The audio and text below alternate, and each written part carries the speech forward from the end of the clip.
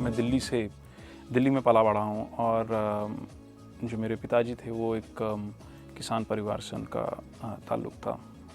मेरी जो माताजी हैं ये इनका जो परिवार है ये मंडी बूरेवाला पंजाब से पार्टीशन के वक्त ये रीलोकेट होके यहाँ आए थे। तो मेरे ये जो दो नाम हैं मेरे ख्याल से एक किस्म की एक पंजाबी परंपरा है। हर किसी के दो नाम होते हैं अमूमन।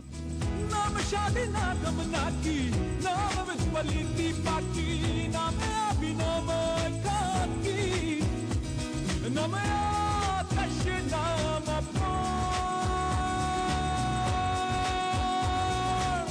बुल्ला की जाना मुझे याद है कि जब मैं छोटा था तो बर्थडे पे सब बच्चों को कॉमिक्स मिलती थी या कोई और चीज़ें मिलती थी। तो मेरे घर पे रशियन एम्बेसी या एक रशियन कल्चरल सेंटर हुआ करता था उस वक्त काफ़ी एक्टिव।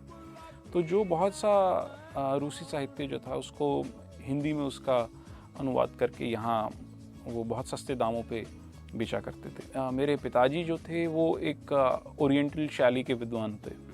तो घर पे पुराण और ये सब और स्मृतियाँ और बहुत सा संस्कृत साहित्य और बहुत सा पंजाबी साहित्य और उस वक्त मेरे ख्याल से एक समाज की एक आप कह लें आकांक्षा थी कुछ अंग्रेज़ियत को लेके।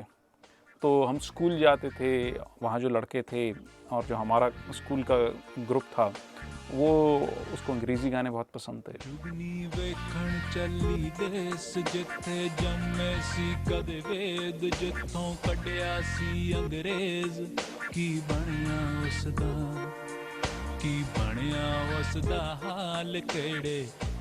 मुझे नहीं मालूम कैसे और क्या चीज़ें जो हैं ये मेरी रेफरेंस बनी, पर मुझे ये ज़रूर लगने लगा उन दिनों कि जो इंडिया है, इंडिया की जो रूह है, इसकी जो आत्मा है वो इसकी भाषाओं में बसती है।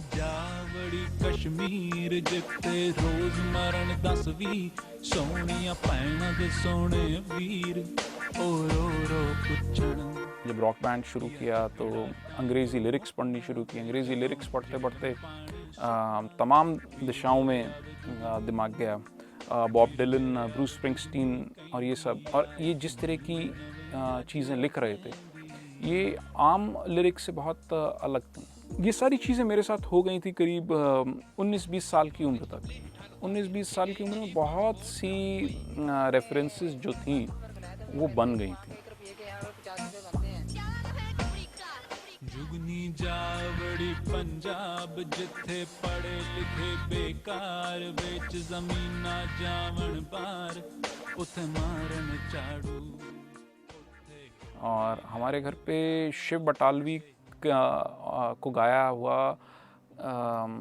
जगजीत सिंह जी का एक रिकॉर्ड जो था वो जो पुराना वाइनल रिकॉर्ड्स होते हैं वो एक बजता रहता था। तो गम आधी रात लंबी है, गम आधी रात लंबी है, या मेरे माई नी माई मेरे गीतां दे नैना विच बिरहों दी रड़क पवे। अच्छा, वाह क्या बात है, आपको तो बहुत कुछ याद है। एक कुड़ी जिदा नाम मोहब्बत साद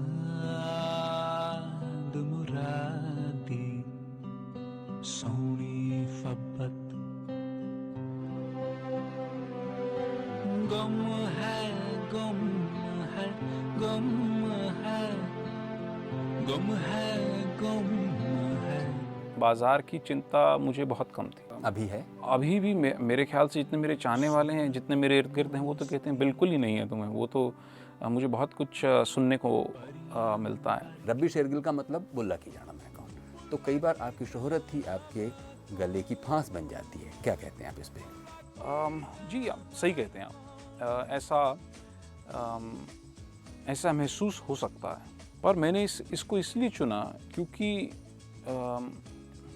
ये एकदम जैसे अंग्रेज़ी में फ़िक्र है, इट स्पीक्स टू मी। तो इसको इंटरनलाइज़ करना इतना आसान था मेरे लिए और ये मुझे इतना प्रिय था कि मुझे इसको अभी भी गाना हो या कभी भी गाना हो, इससे मुझे बोरियत नहीं होती। एक माइल्स डेविस जैसे मैं उनका एक फ़िक्रा चुराऊँगा कि वो कहते हैं कि I never played a false note. तो मुझे नहीं मालूम कि और आगे क्या होगा, पर अभी तक मैंने कोई ऐसा शब्द नहीं लिखा है, ना ऐसा शब्द नहीं कहा है जो मैं जिससे मेरा लगाव हो।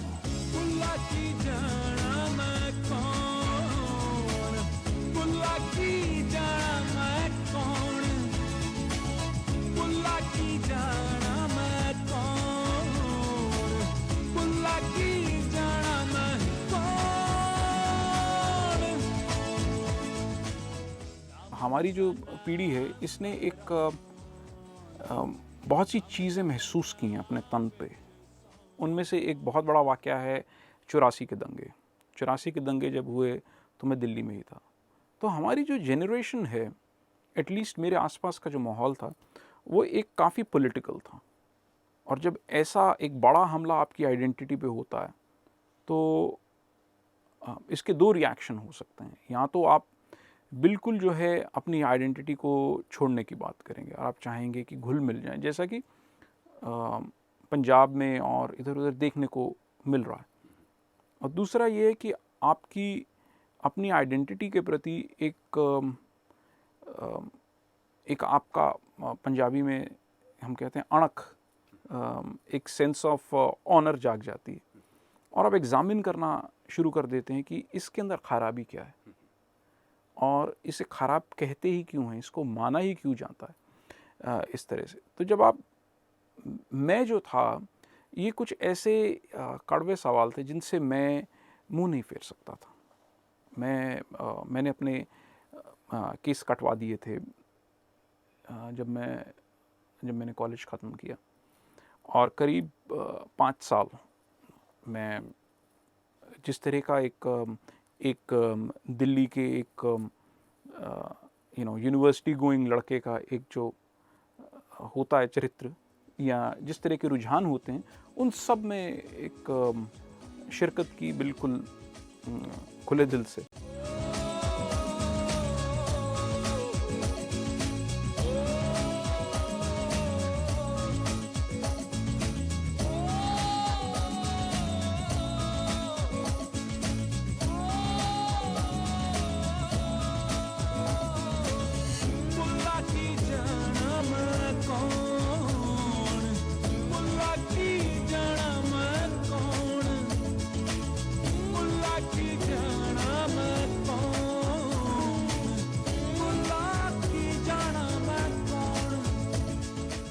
एक सवाल है आइडेंटिटी का। जैसे ही आपके इर्द गिर्द जो आइडेंटिटी का मॉडल है, वो एक दूसरा कोई मॉडल खड़ा कर दिया जाएगा और उसे डिफ़ॉल्ट बनाने की कोशिश की जाएगी। जैसे आप हिंदुस्तान में ही देखेंगे कि अंग्रेज़ी जो है ये एक एस्पिरेशनल से अब डिफ़ॉल्ट लैंग्वेज बन गई है।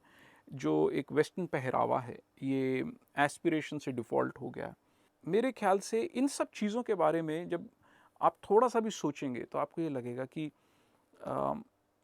ये एक किस्म का हमारे साथ ज़बरदस्ती की जा रही है।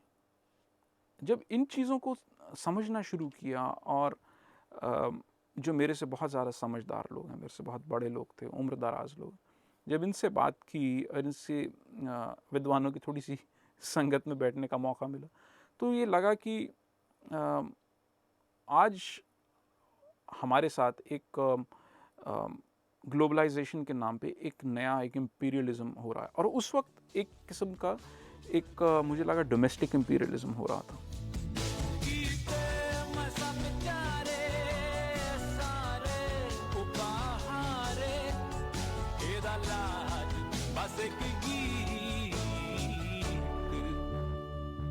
तो ये जो कल्चर है, मेरे ख्याल से ये जो हमारा सामाजिक ताना बाना है, ये इतना बना ही इसलिए हुआ है क्योंकि इसके अंदर हमारे कल्चरल डाइवर्सिटी है। कल्चरल डाइवर्सिटी उतनी ही ज़रूरी है जितनी हम आज वैज्ञानिक इकोलॉजिकल डाइवर्सिटी को मानते हैं। ऐसे बहुत सी चीज़ें हैं, ह्यूमन बींग्स को, ह्यूमैनिटी को अगर सर्वाइव करना है, हमारी स्पीशीज़ को, तो हमारी जो कल्चरल डाइवर्सिटी है ये हमारे सर्वाइवल का एक बहुत बड़ा एक इसमें इसका योगदान है। पगड़ी जो है ये पगड़ी हमारे इस मौसम से निकली है। इससे आपको गर्मी के अंदर पसीना आ जाता है, आपका सर ठंडा रहता है। पगड़ी की ही बात आई तो एक मन में कभी जिज्ञासा उठती है कि पगड़ी बांधने का आपका ढंग थोड़ा सा अलग है। शायद जिस तरह भगत सिंह अपनी पगड़ी में पीछे एक छोटा हिस्सा छोड़ दिया करते थे, उसमें कोई स्टेटमेंट छुपा है? स्टेटमेंट तो नहीं छुपा है, बट ऐसा है कि एक पगड़ी के अंदर भी आप देखेंगे कि अब जिस तरह की पगड़ी मैंने आज पहनी हुई है, ये एक किस्म की एक यूनिफॉर्म है सरदारों की। तो हर रोज़ यूनिफॉर्म पहनने का दिल नहीं करता है। किसी दिन आप कहते हैं कि यूनिफॉर्म ना पहनी जाए। तो ये एक मेरी आप कह लें एक छोटी सी बगावत है जो मैं कभी कभी करता रहता हूँ, और मैं अपनी स्टेज परफॉर्मेंस पे ज़रूर करता हूँ। मैं कभी कभी अपने वीडियोस में करता हूँ। मुझे नहीं दिखाई देता कि किसी ने अपने एक ही गाने में बिल्किस को, सत्येंद्र को, मंजूनाथ को और नवलीन को एक साथ एक पूरे दौर की पीड़ा को पेश किया। इसमें भी हम समझते हैं कि एक चॉइस है।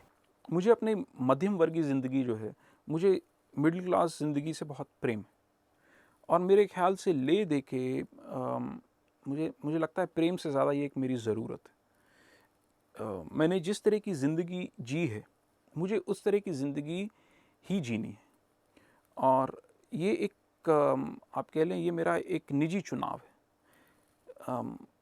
मैं जब बहुत ही चमकते दमकते घरों में रहता हूँ या बहुत इस तरह की महफ़िलों में जाता हूँ, तो ये कुछ देर के लिए होता है। उसके बाद मुझे एक नॉर्मल सी चाहिए, और मेरा काम ये है कि मैं दूर से ज़िंदगी को, लोगों को देख सकूं। अगर मैं बहुत ज़्यादा अटेंशन अट्रैक्ट करूंगा तो मेरे लिए अपने आप को छुपा के लोगों को देखना, लोगों को समझना एक मुश्किल हो जाएगा।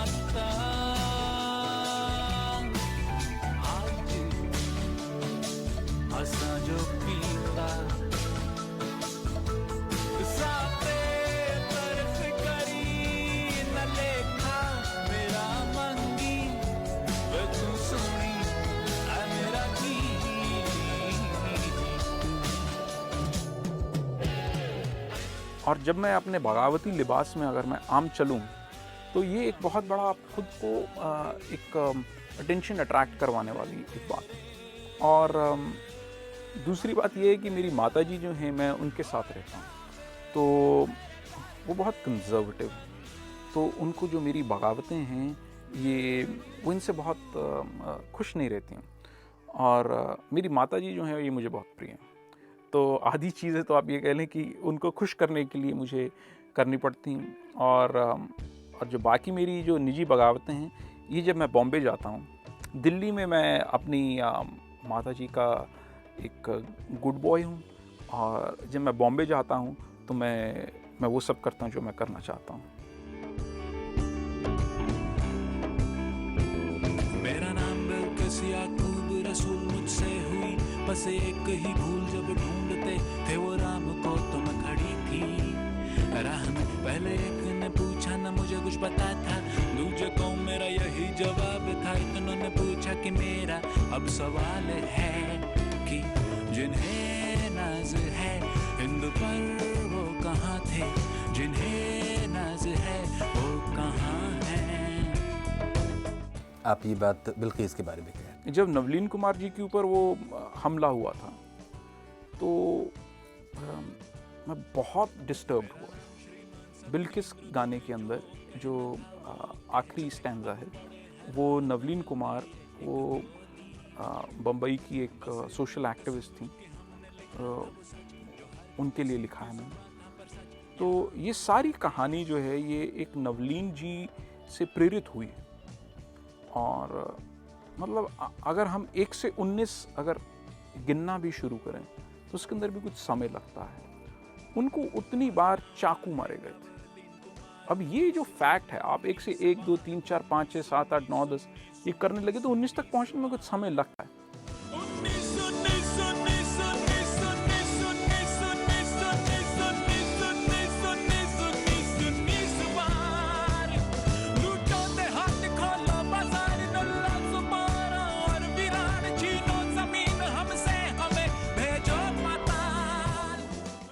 किसी ने उनको इतनी बार चाकुओं से गोदा था।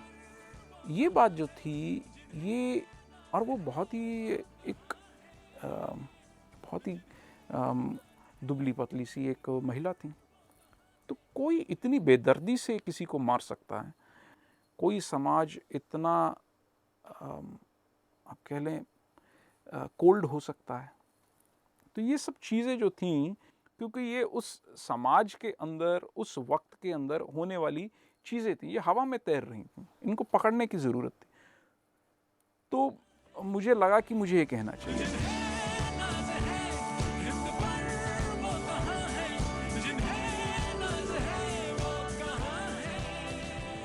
और मैंने ये गाना बना ही लिया था। हम इसकी रिकॉर्डिंग जो थी ऑलमोस्ट ख़त्म करने वाले थे, और नवलीन कुमार जी का जो स्टैंजा है, जो वर्स है, उसके अंदर मैंने जो था वो लाइंस जो थी वो लिख दी थी। पर मुझे तब हमेशा लगता रहा कि इसमें कुछ मिसिंग है, कुछ मिसिंग है, कुछ मिसिंग। और मुझे लगा उसके बाद कि मैं कविता लिखने की कोशिश कर रहा हूँ। ये कविता लिखने की बात नहीं है, ये पोस्टर है जो मुझे चिपकाना चाहिए।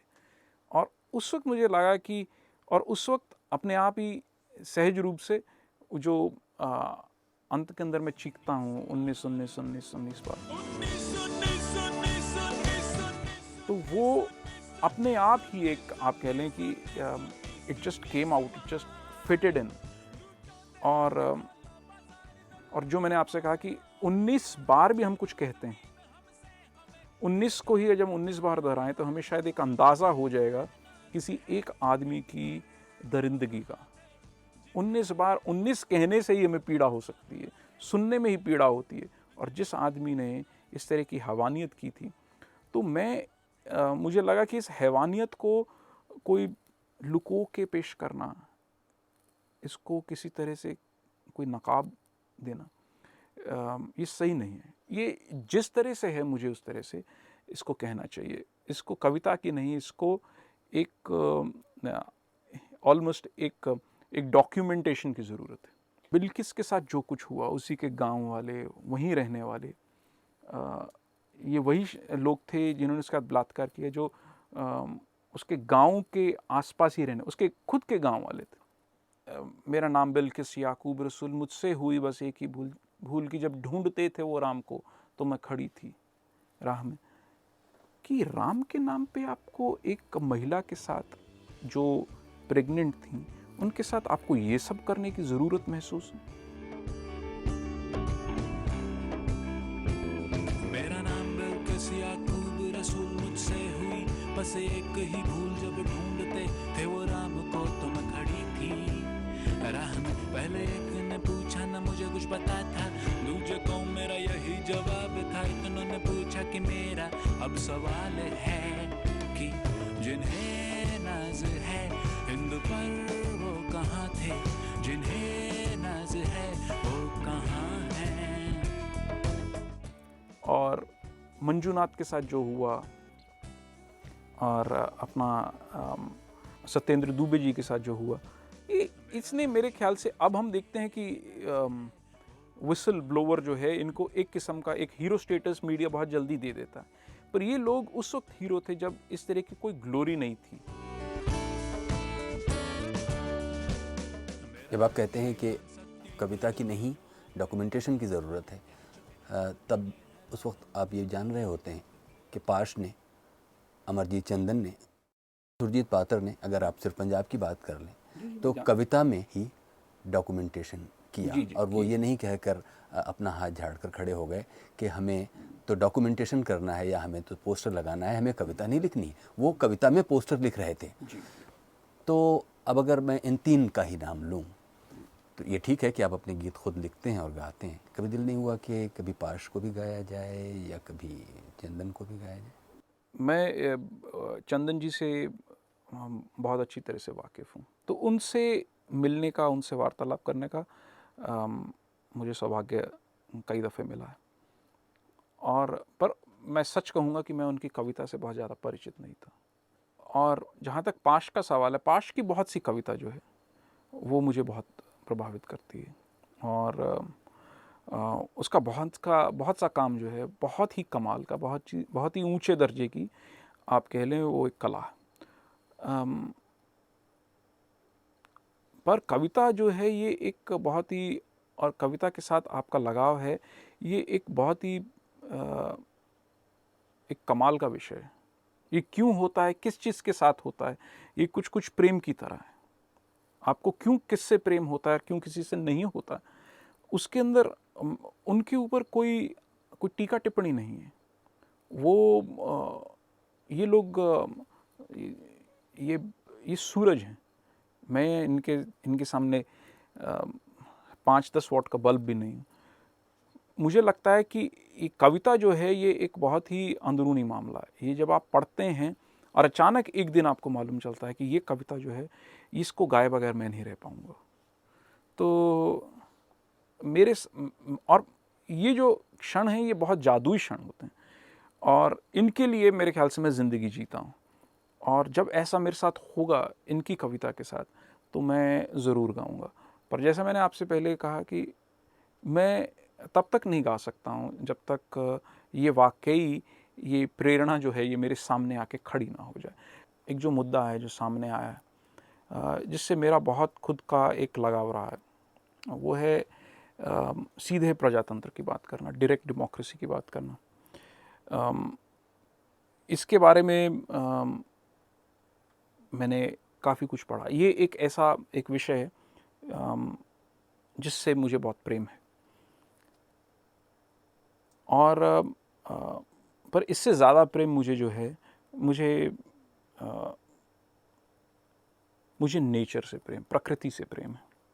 मुझे लगता है कि हमने इतना ज़्यादा प्रकृति का नुकसान कर दिया, इतना ज़्यादा कर दिया कि अगर इस वक्त, मतलब वो आग जो है वो दावानल बन चुकी है, अगर आज हम उसके ऊपर कुछ बाल्टियाँ फेंकते हैं तो क्या वो आग रुक जाएगी? मुझे नहीं लगता है कि गंगा के ऊपर जो 11 बांध बनने शुरू हुए हैं वो डिसमेंटल कर दिए जाएंगे कल। मुझे नहीं लगता है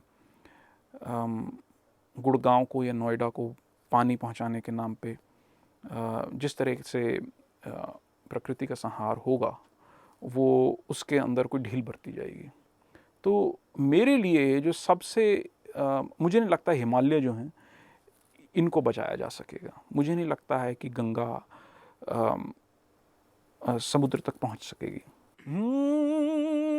मनी ना तुईन का दे कड़ी कड़याल दी तो चुकी ना सलीब के से ओ पूरा ज्ञान दी तू ताड़ी बन मारी छाल तैनू बाबे दी सला अण भेजे रह के खटना की पला लंघ जांदियां ने खिण च उमरा तू नावी मेरी गंगा च तू नावी मेरी जमुना तू नावी मेरी गंगा च तू नावी मेरी जमुना।